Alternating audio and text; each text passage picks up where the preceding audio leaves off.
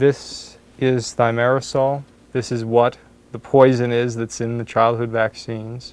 This is what got put into millions and millions and millions of Americans. It's the ethyl mercury containing compound in the vaccines.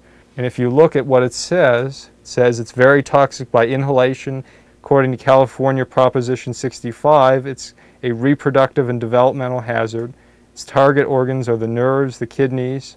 In case of contact with eyes, rinse immediately with plenty of water and seek medical advice. It talks about wearing suitable protective clothing when working with this. In case of accident, or if you feel unwell, seek immediate medical advice and show the label where possible. Wow. So your children, the autistic children that show evidence of mercury poisoning, this is warning, it can cause mercury poisoning, but pediatricians, some of them know better, it can't cause mercury poisoning. If you go to a doctor's office, whether you're pregnant, you have a young child, look at the vials to make sure that they're mercury-free. If you ask doctors all around this country, they'll say all the vaccines we give to children are mercury-free. I don't buy vaccines with mercury. They've been out for years and years and years. Bottom line is that's a complete and total utter lie. The vaccines either contain mostly trace, which is 1 microgram of mercury or less, or they contain full amounts, which in the case of the flu would be 12.5 micrograms or 25 micrograms of mercury. And most flu is going to have mercury in them. Unless your doctor specially orders it and is very lucky, they're all going to be mercury containing.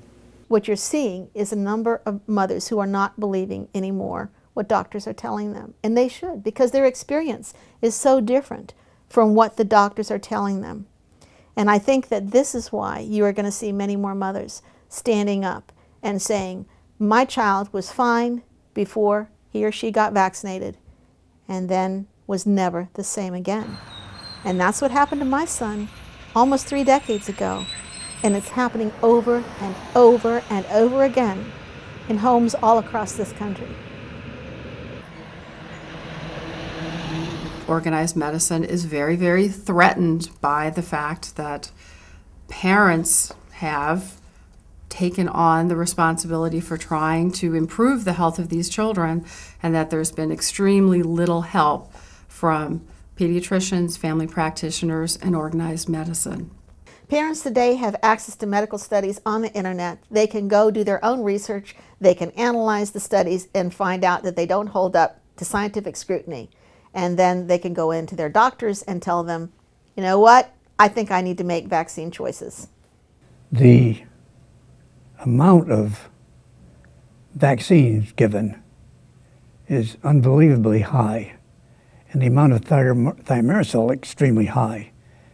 And the increase in immunizations goes hand in hand with the increase in autism. When we look at the records of the internal discussions of particularly the CDC, what you learn is they knew there was an autism problem, they knew there was an increase, they looked at the vaccines, they looked at the thimerosal exposure, and they found connections between all of those things.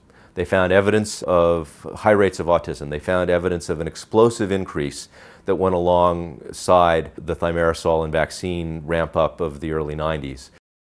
Most pediatricians make their money by well baby visits. Your baby has to come in and it has to be vaccinated at this time, and if you don't, they'll either drop you from their program, you'll have no place to take your child, or they'll try to ensure that you cannot send your child to school, or they'll threaten several other things like take your baby away from you because you're a bad parent for not vaccinating them.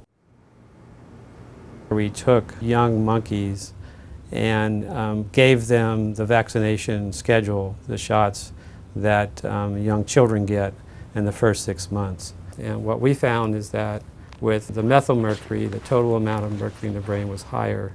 But if you look at the different types of mercury, there was one type of mercury that was actually higher in the ethylmercury treated animals. And that type is the type that actually stays around in the brain for quite a long time.